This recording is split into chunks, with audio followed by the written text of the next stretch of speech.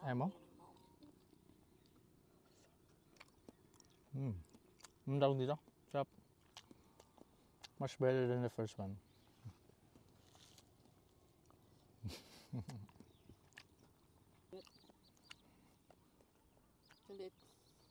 Good guys.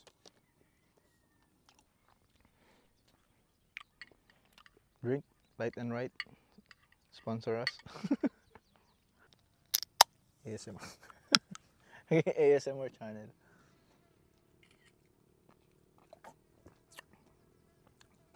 Unplanned videos.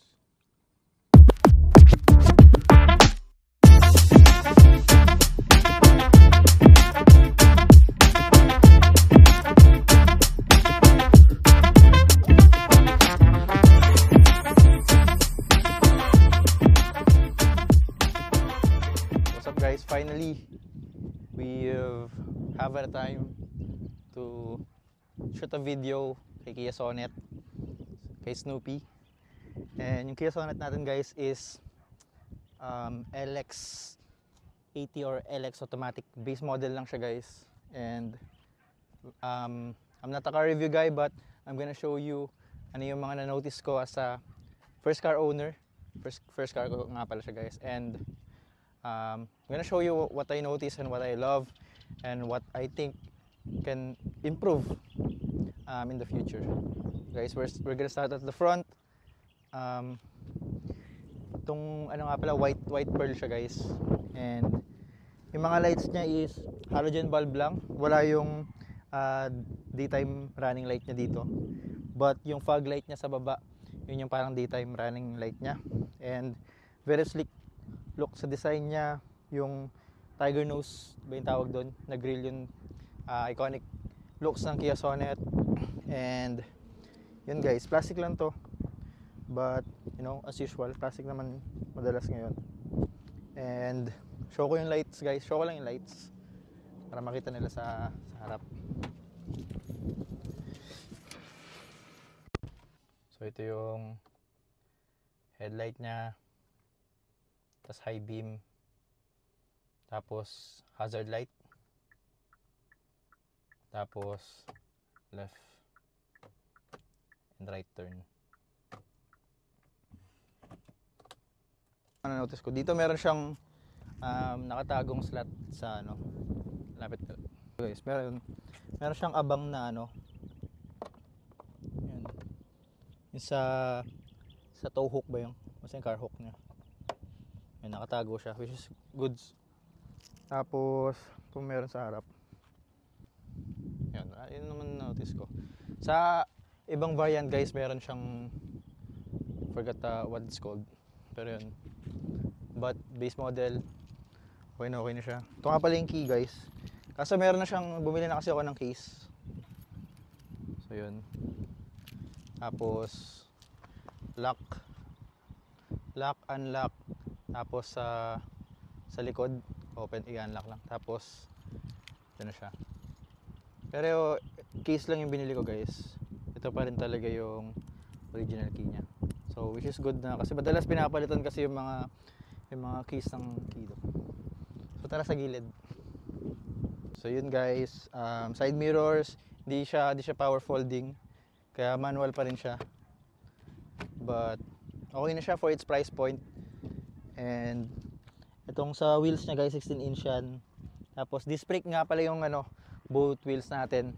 And two-tone na rin siya guys, two-tone na yung mags niya. Hindi ko alam ano yung tawag sa mga disc brake na to, pero yan. Tapos naglagay na rin ako mga additional kasi guys. Ito, additional lang tong ano, visor, saka itong mudguard natin sa baba. Additional na lang to guys. Pero yun, ano pa ba meron dito? Ano naman so far, yung view nyo lang yung gilid. Tapos di siya yung ano, key, what do you call that? Basta yung smart key entry. So wala siya. But I think yung EX sa SX, which is yung middle variant and top of the line, meron siya. Key pa rin. Pero keyless entry pa rin naman siya guys. Yan siya pag in-unlock. Keyless entry pa rin naman siya. Hindi na kailangan suksukin. Tapos yun, ano pa ba mayroon dito? Yun lang guys, sa likod na siguro. Sa light sa likod, bulb din siya. Tapos, may rear sensor siya. Dito. Just papakita ko mamaya pag nasa loob na. Tapos, yun yung lights niya. Tapos, itong light bar pala guys, ano lang siya. Parang, reflect lang siya. Ito reflect lang din to. Kasi yung ilaw niya guys, nandito oh. Sa ilalim.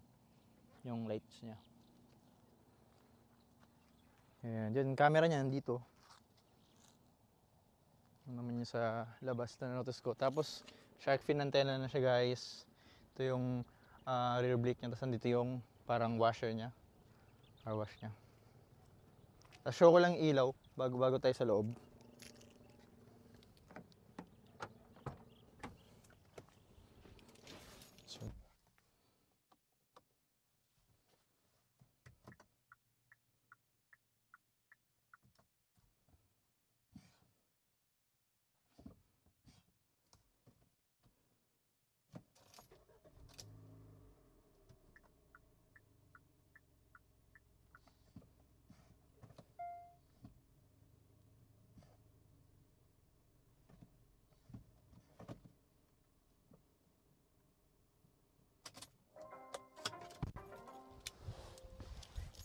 So yun lang naman siguro sa labas. Tapos yun guys, minor details lang sa window. Ito window talaga siya guys. Window talaga siya. Okay, tapos dito naman, plastic lang to. Plastic lang yan. Tapos ito, window din talaga siya. Tapos yun. May mga na-notice ko. Yun lang naman guys.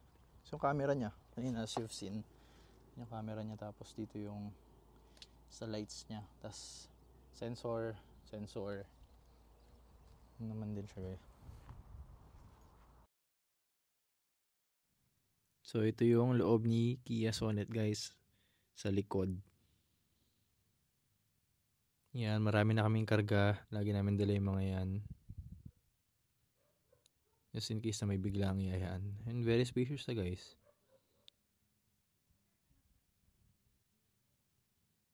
So much closer look guys. Ayan yung space niya. And matting sun guys na additional na lang yan. Binili ko na lang yan. So yung spare tire niya nasa ilalim with tools na available. Full size na rin yung gulong niya guys, pero walang mags. So ito yung likod. Itataas mo lang siya. May taasan para bumaba. Yung very spacious na siya guys. If mahilig kayo magkarga or for business, goods na goods siya guys. Yan yung sa gilid do. Tapos tatayo mo lang din siya ulit. Tapos magkiklip siya. Run through lang. So yun. Medyo marami na akong nabili na mga accessories guys. So yan. Sa loob naman guys is plastic lang din to mga to. Tapos car seat is bench type. Di siya yung 70-30 na pababa yung ano. Isang babaan lang siya. Tapos dito naman sa ano guys, sa likod is leather tong mga seat na ito. Tapos isang cup holders. Tapos may speaker siya dito. Tapos may cup holders yan. Tapos sa window. Tapos wala siyang lock guys. So halimbawa naka-lock siya, in order to unlock, dalawang ganun lang, tapos ma-unlock na siya. Tapos yun. Yung speakers, which is good. Tapos merong handle, may hook siya. Sabitan, mga damit, ganyan. Tapos itong mga to, additional lang to guys, binili ko na lang to. Na parang hook. Tapos pwede rin lagyan ng camera. So additional lang yun mga ganyan. Tapos tong aircon na air vents sa likod.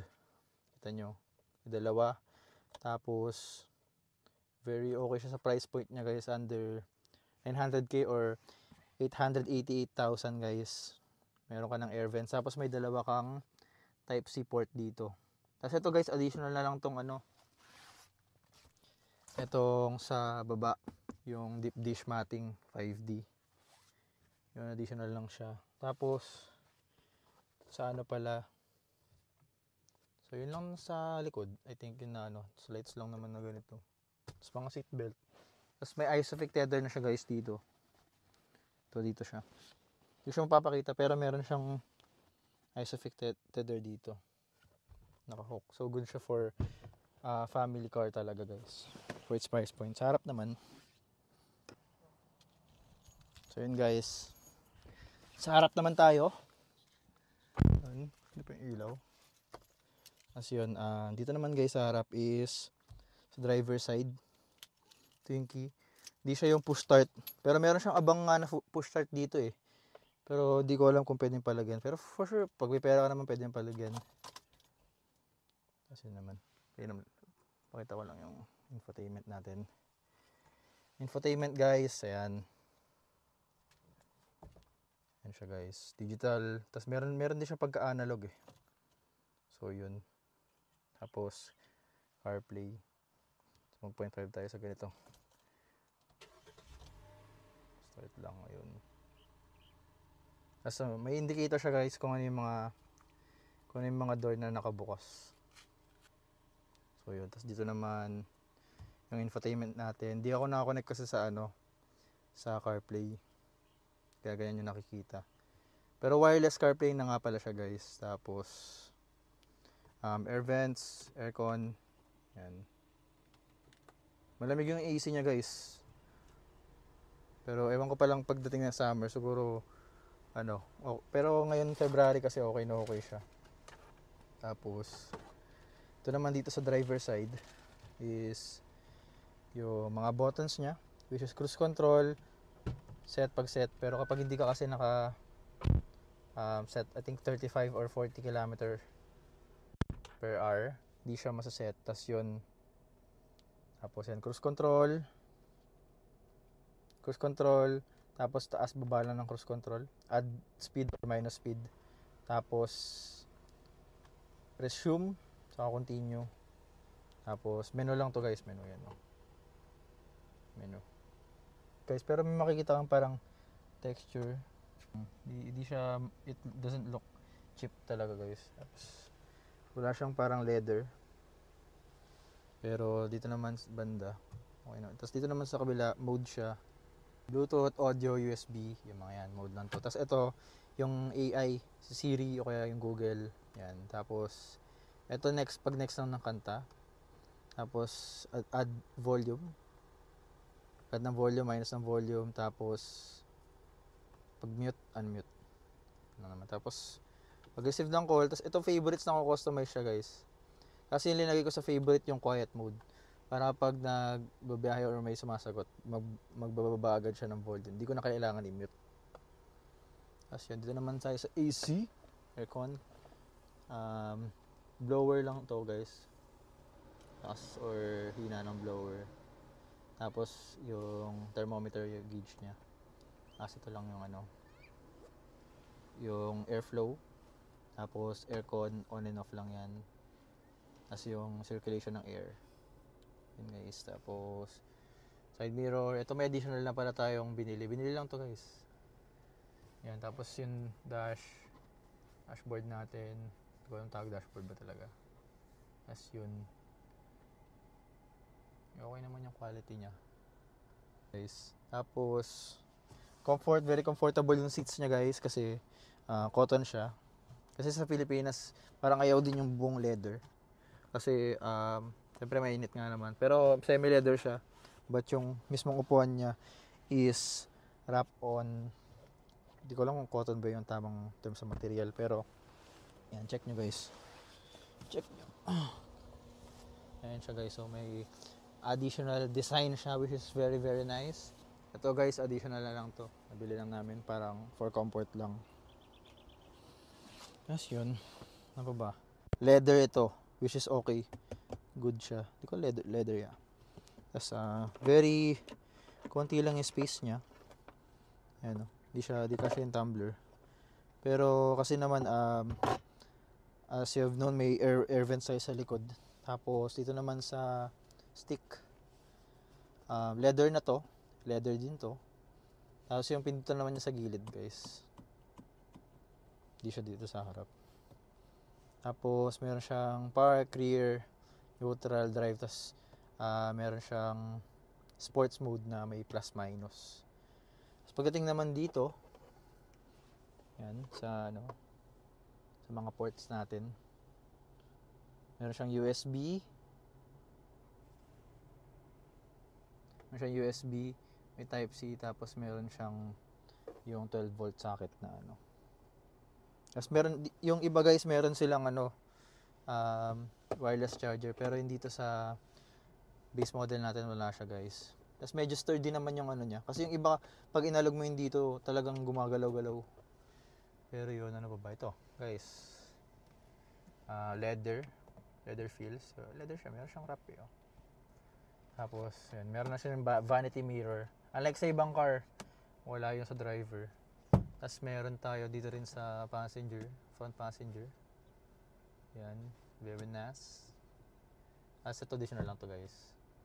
Tapos yun, glove box naman, very spacious yan. Ang dami na namin nalagay guys. Very spacious ang ating glove box. Tapos yun, naman, same lang din naman sa pagdating sa passenger seat, yung feature dito sa gilid. Pero yung dito, ito mo lang. Ang controller lang niya, lock, unlock. Tapos sa side mirror, ito yung side mirror, na-adjust siya. Na-adjust naman yung side mirror. Pero hindi siya auto-folding guys, which is, hindi na ako magre-reklamo for its price point. Tapos yun lang naman, sa windows. Tapos ito yung pare, hindi ko naman tawag dito, pero pag pinindot ko siya, di mabababa na sa likod. So safety feature pa rin siya. Tapos ito yung pag-adjust lang ng ng lights natin. Yan, sabi lang daw 0. Yan, 3. Pag mag-isa ka sa daan, tinitry ko siya. Ayan, 0. Tapos yun. Ano naman, sa baba. Yun naman siya guys. Dilim. Yan lang naman. Dalawa lang dahil automatic. Tapos yun, deep dish mating na yun. Dipindot lang naman siya guys. Tapos meron sunglass holder. Palimutan natin. Ayan, pwede ka maglagay ng salamin. Ayan, sample natin yung salamin ko.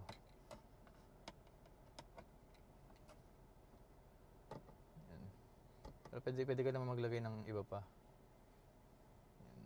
Very smooth. Tapos yan, pag may sunglass ka. Pero yun. Thank you lang naman so far. Nakakayang explain based sa napapansin ko. Fuel consumption naman guys, okay siya sa long drive. Sobrang tipid niya. Parang mabot ng 20 km per liter kapag highway. Pero pag traffic talaga guys, sobrang sakit sa ulo. Mabot lang ng 8 to 12 km per liter. Yung sobrang traffic guys, 8 na yun. Parang stuck ka sa traffic for 30 minutes yun. 8 km per liter. Nakabukas AC, normal driving condition lang siya. Pero yun guys, thinking lang, ito pala cup holders. Nakalimutan ko. So meron nakalagay. Naman, dalawa. Tapos magkaibang size siya. Tapos pwede kang parang phone stand. Ayan, or wallet, pwede rin. Depende sa'yo. Tapos yun lang. Yung seat lang naman, lang naman siya Parang reclining lang. Recline lang. Pwede kang matulog. Yan. Recline, tas atras sa bante lang naman. Ito pala sa manubela, nakalimutan ko. Ayan. Lang siya, tawag doon, tilt ba yung tawag dito? Di siya yung telescopic, di siya yung nakaganon. Ito yung tawag. So yun guys, lang naman. Thank you guys for watching this video. Subscribe kayo for more Kia Sonet content. Tapos, yun lang naman. Like kayo, subscribe for more content like this, or mga gala namin, or mga VA contents. If you like, just subscribe. Thank you. See you in the next video. Peace.